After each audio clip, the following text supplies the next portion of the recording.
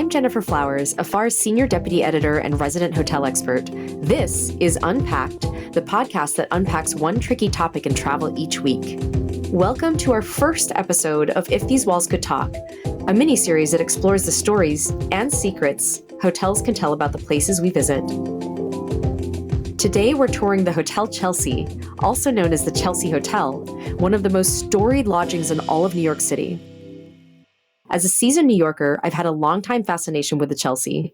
It started not long after I first moved to New York City in the early aughts. My friend Heather, a music blogger, was in town from Colorado. She dragged me to a rundown hotel in New York City's Chelsea neighborhood. This was where music legends like Janis Joplin, Patti Smith, and Jimi Hendrix hung out. Sometimes they even used the hotel as their muse. After that first visit, I began to learn about what made the Hotel Chelsea such a unique place. The hotel was built in 1884, and it's been both a home and a playground for all kinds of creatives over the last century. Andy Warhol filmed Chelsea Girls inside the hotel. Joni Mitchell was inspired to write Chelsea Morning here. Woke up, it was a Chelsea morning, and the first thing that I heard. It's also where Sid Vicious of the Sex Pistols allegedly stabbed his girlfriend. After a couple of changes in ownership, the landmarked building closed to hotel guests in 2011. It took a decade for the current owners to overhaul the Chelsea for a new generation of guests, and for the few dozen residents who still call the Chelsea home. The Chelsea reopened its doors in 2022, and it's also part of Afar's 2023 stay list, a roundup of the best new hotels around the world. But how exactly did this hotel and co-op apartment building turn into a hotbed of creativity in New York City? And how can the newly refreshed Chelsea remain relevant to the next generation of travelers and artists? For answers to these questions, we're diving into the hotel's fascinating past, present, and future. Let's check in to the Chelsea Hotel. Welcome to the Hotel Chelsea. Thank you. Can I help you with that? The Hotel Chelsea is located on 23rd Street between 7th and 8th Avenues. As I approach the building, I see its famous three-story neon sign that glows white and pink. The lobby looks the same as it did when I first visited. There's the enormous fireplace, the velvet couches and wooden benches, the contemporary paintings on the walls. I end up at a reception desk with a wall of keys. They're digital ones, but the key cards are hanging from old-fashioned red tassels. Behind the lobby, I see a staircase with a wrought iron railing that winds all the way up to a skylight. People of all walks of life seem to be passing through the lobby, a mix of guests, staff, residents, and passersby who want to feel the vibe. Some are headed to El Quijote, the oldest Spanish restaurant in New York City, located in the hotel, while others are parked in the busy lobby bar where I chat with Courtney Cornegay, the maitre d'. So one of the great things I love about Lobby Bar is it's bringing back like New York elegance and that old school. We don't play music, which you probably have already realized. So it brings a mature crowd, like slightly more elevated. And it's a place you can come have a drink and catch up with friends and just have a really good time. That's really cool. And does it get fun here on the weekends? Oh, yes. Fridays and Saturdays, Saturdays especially, people start drinking martinis at like 1 or 2 o'clock in the afternoon, and it's completely busy for the rest of the evening until like we close at 2 a.m. So it's a really good vibe on Fridays and Saturdays. The place has so much energy that you'd never guess it was closed for most of the last decade.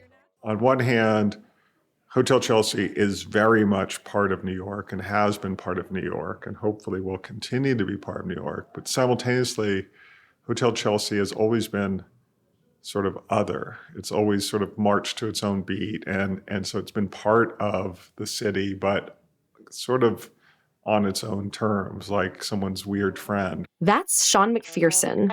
If you're a hotel junkie like I am, you may have heard of him.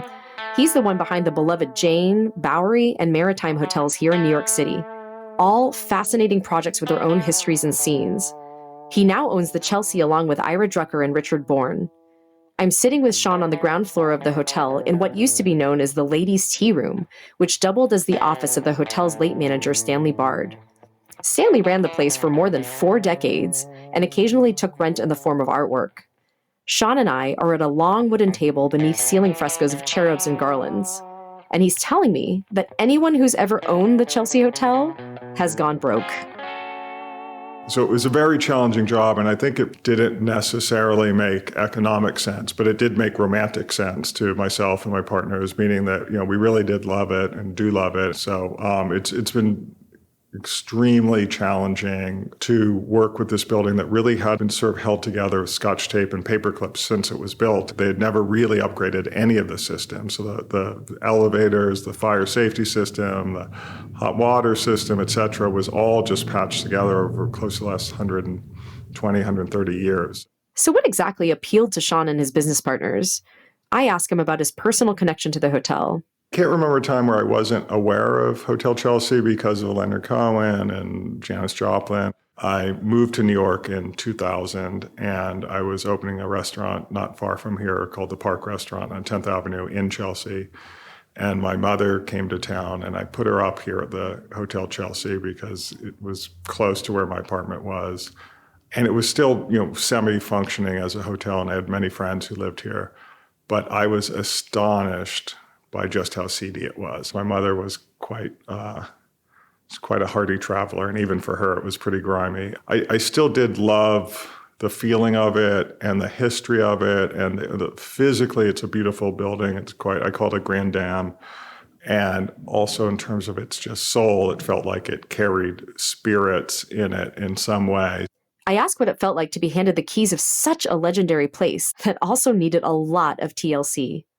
The first mandate for sure was don't mess it up, genuinely. And of course, there's probably a dozen different people that would do it a dozen different ways, and then they would all be fine. So, I think that the way that we restored it may or may not be exactly to everyone's taste, but it is done in a way where I would hope that people feel that we respected the bones of the architecture and the spirit of the building and the history of the building. So we worked very hard to not ruin it.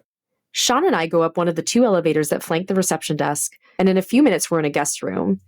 I notice gauze curtains that look like someone burned cigarette holes into them, but managed to do so with a sense of style. I found this fabric, and they had all these holes torn in them, and they felt to me vaguely like they evoked torn jeans, and torn jeans to me were, so kind of rock and roll. And so that is a place where it's meant to sort of touch on the rock and roll history of the building. Then even these English roll arm couches, which are elegant and classic. And then there's sort of a mix on one hand of the backs are all in just in canvas or linen, which is a pretty modest material. And the seats are in mohair with brush, which is sort of a high-end material, and sort of a mix of high and low simultaneously. It feels very sophisticated and smart, but also I feel like I can just be myself in it. I don't know, or just be in another city that I'm excited about and just play in that city. I don't know, there's something very exciting about the design of the room. I'm trying to find the right words, but Louche. It's louche. Yeah, you got it. You got it. From one suite, he takes me outside to see the famous neon sign up close. Wow, we're stepping out onto the terrace, the famous wrought iron terrace, and this is incredible. It's right there, straight, and there's the Hotel Chelsea sign right there, which is the famous sign. God. And if you look at Google images or photographs of Chelsea Hotel, it seems that every famous person ever checked in here, they took off all their clothes, they got on the terrace in front of the sign and had someone take a picture of that. So there's endless pictures of naked celebrities in front of this sign. Or perhaps not celebrities, but luminaries. I love it. That's awesome. I'm going to take a quick snap of this because I won't take my clothes off, I promise. Just do a quick snap.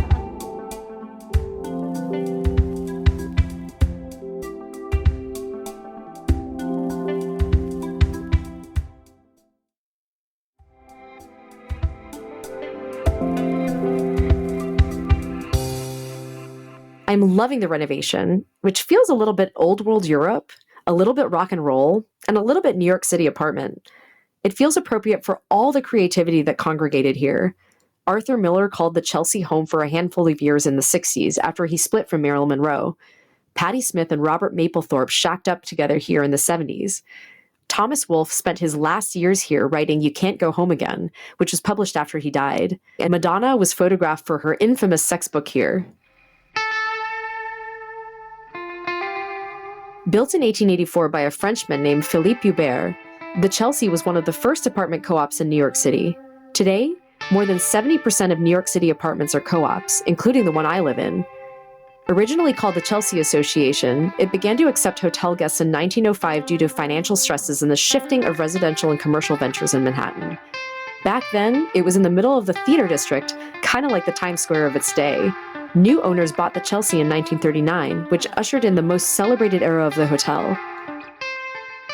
For a history lesson, I'm calling up Cheryl Tippins, the author of the book Inside the Dream Palace, which chronicles the Chelsea and its personalities. She's in southeastern France for a festival celebrating the lives of utopian philosophers Charles Fourier and Victor Considerant, which is why her audio cuts in and out a bit. The ideas of these two 19th century philosophers informed Hubert's vision for the Chelsea. Hubert wanted to help young people who were moving to the city and needed affordable housing. What this utopian idea is all about is that first you save money by living together and sharing facilities, and you use that freedom from owing money for rent, you use that to free up your time. And by freeing up time, you become more creative. And at the same time, you have a rich social life because you're living among like-minded people. But it's important to have a diversity of personality types so that you have a very rich kind of social life. In her book, Cheryl paid special attention to how people passing through the hotel interacted with one another. I love to show how artists influence one another and how that mix of ideas is then put into the larger world and how it affects the larger world and how the outer world comes back in and influences the art. So the Chelsea is a perfect place to do that kind of study, to see how the artist mirrors society and how society grows because of the art. So I could transition from one artist to another in that way and kind of weave a network of people responding to other people, people responding to events outside the hotel and interpreting them through their art. For example, Leonard Cohen, he thought Edie Sedgwick was cute, so he managed to get an invitation to her apartment. And, so then I could talk about Edie Sedgwick, and then of course he met Janis Joplin, so I could go into Janis Joplin's life. And once I was focused on an artist, then I could go into their background and tell readers how they had come to this point in their lives and what they were doing there, why they were there, and how being with all of these other people enhanced their work, or didn't, but I think it almost always did. Cheryl also stayed in the Chelsea several times before it closed and even wrote a chapter of her book there. What struck me most about the Chelsea is it didn't matter who you were. Like, as soon as you had a room, you were part of the family. And they immediately came up, the people behind the front desk came up with a nickname for me, and the people who lived there were totally open to talk to me and would introduce me to other people who lived there and show me their artwork and invite me to their shows. It was like you were at home with a family, whether or not you knew the people there. It was unique. I don't think I've ever been in a place in New York City that felt that way. I asked Cheryl what she thinks the Chelsea's future might hold. I think that the owners have really worked to uncover the original details that remain. There aren't very many, and make it the glamorous, luxurious, and yet home-like place that it originally was in the last Gilded Age. So I think, the Chelsea, it permutates, it transforms itself. One good thing is that it does still have the older residents because they hold the memory of the Chelsea. You need the word of mouth from generation to generation for the hotel to survive. Speaking of tenants, I'm curious to know what it's actually like to live in the Chelsea today. Luckily, on the same day I meet Sean, he makes a call to Chelsea tenants Nick and Zoe Pappas. They ask for a few minutes to prepare themselves before I come up. 10 minutes later, when I enter their apartment, I immediately recognize them from the Martin Scorsese documentary Dreaming Walls inside the Chelsea Hotel. Nick's thick, wavy hair makes me think of Mick Jagger. He's wearing a collared shirt and Zoe's wearing a dark floral print dress. Zoe's been a tenant at the Chelsea since 1994, and Nick moved in when they married in 1997. We're in their light-filled one-bedroom unit, and all the walls are filled top to bottom with artwork and artifacts. The couple stayed on through the renovation and watched as Sean's team transformed the place. Nick is an architect and tells me about the 4-figure faucets the owners installed in their apartment. There are lots of paintings made by Zoe herself, ranging from landscapes to a self-portrait, and textiles from Romania, where she's originally from. While not every tenant approved of the renovation, Nick and Zoe are among the majority of tenants who are happy with the changes. What they've done to improve and beautify beyond description. It's so beautiful. So when you first heard, okay, because didn't it go through a few owners? Yes, that's the third outfit. Let's just stick with the third and current one because, well, the second one was very, very good, but this one's even better, and we're happy he's here. They are here with their current investors. What exactly did they do, and how did things change? Nothing changed. If you talk to other people, they are going to tell you that they destroyed the Chelsea, which is one of the most outrageous thing they can say. Not only that they repaired the building, but they restored the building. Because if you go downstairs on the bar, they redid all that wainscoting and they did it perfect. And then they took care of all the fleur de lis, because some of them were basically destroyed, and they redid them. The same thing they did with the ceilings. If you talk to anybody who tries to tell you that they destroyed it, that's very far. The improvement is amazing. So after all that time without guests, how are things going now that they're back? The lobby bar is fabulous and it's incredibly popular. And they're getting reservations. We look forward to just walking through the lobby and hearing the people from different countries and different languages. And on occasion, I know my wife will attest to this. I know she will, because we've made friends with people that we've met on occasion. It could be in the lobby bar or in the lobby or on the elevator, and they know, oh, you live here, so tell us about it. Can we come and visit you? And then they come and visit. It's the truth. It's the truth. We have friends in Paris. We have friends in London that we met here, and we maintain the relationships. I'm not the first hotel visitor to be invited into Nick and Zoe's apartment, and I'm pretty sure I won't be their last. The warm welcome they gave me, regardless of who I was, felt akin to that original spirit of openness and equality that the Chelsea has always seemed to embrace. But it also means the kind of hospitality here may feel a little bit different from what you'd find in the city's 5-star hotels. If one thinks of the Four Seasons as a well-oiled machine and very well-structured, well-organized, Hotel Chelsea is just an eccentric bird, and it's ultimately very human. Chelsea, by design, is just a very human place, came down to tenants living on every single floor and them having their own particular needs that are not necessarily the same as the needs of, say, a hotel guest. And one of the things that's been heartening is, so far, the audience has been self-selecting, meaning it's people that sort of have some familiarity with the history of the building, and they want to stay here and they want to like it, and they don't expect a perfect corporate experience. They know that people live here, and they know that Chelsea has always been some sort of bastion of bohemia, and they're seeking that out. And so that's been really nice, because it is part of the charm of the building is that it is imperfect. Cheryl agrees that for the hotel guests, the beauty of the Chelsea lies in its imperfections. If one of the regular tenants glares at you in the hallway, don't worry about it. They're allowed to be temperamental. It's part of the friction, again, is part of the intellectual stimulation. It's part of the fun of being at the Chelsea. It's a crazy place, and you can't wash all the craziness out of it. It's still there, and that's what's unique about it. So if you're a persnickety type and you don't want anything to go wrong, I would recommend probably going somewhere else and come here for a good time. I'm loving all the conversations I'm having about guests of the past, present, and future. But there's one other kind of guest, of the more otherworldly variety, that I'm dying to ask about. After all, many people consider the Chelsea to be one of America's most haunted hotels. So my 11-year-old son asked me the other day, he said, "Daddy, why do you only own hotels that have ghosts in them?" And he was talking about the Chelsea, obviously, but also Bowery is alleged to have ghosts, and Jane Hotel is alleged to have ghosts, and for some reason, the Maritime was also alleged to have ghosts. So, yeah, I think a building that is this old and has so many illustrious guests is, people are bound to feel that there are ghosts there, and somehow you do feel spirits, whether you believe in ghosts or not. One can feel some sort of energy. Cheryl believes the ghosts may even have helped to inform her research. The first time she stayed at the Chelsea, she brought a friend who claims to have second sight. She said it was the Chelsea was the most haunted place in New York City, except for the New York Public Library, the main library. But she said they kept her up all night. Every night we stayed there for about 5 days.